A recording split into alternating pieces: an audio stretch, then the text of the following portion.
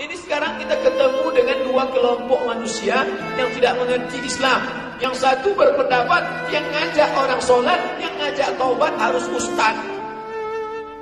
Kamu sudah taubat, kamu bergelimang dosa, ngapain kamu ceramahi saya? Emang kamu ustaz? Emang kamu LCMA?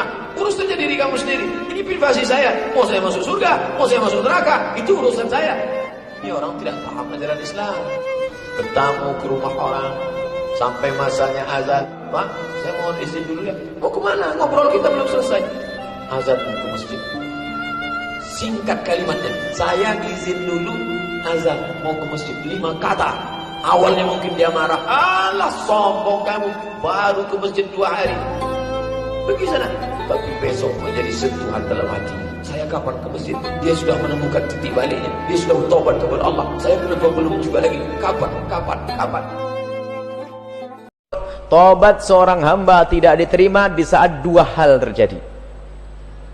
Yang pertama, kalau sudah nyawa di tenggorokan, Allah akan terima tobat seorang hamba selagi nyawa belum sampai tenggorokan. Kalau sampai tenggorokan itu semuanya bakal tobat, tapi sudah tidak terima.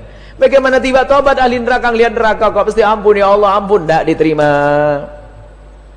Yang kedua, tobat tidak diterima nanti di saat matahari terbit dari barat. Bayangkan, takut semua orang yang ada di bumi. Yang kafir langsung mengaku iman, tapi sudah tidak terima, terlambat, nasi jadi bubur. Maka saat inilah, selagi nyawa masih ada di kandung badan kita, jauh dari tenggorokan kita, ayo memohon ampun kepada Allah.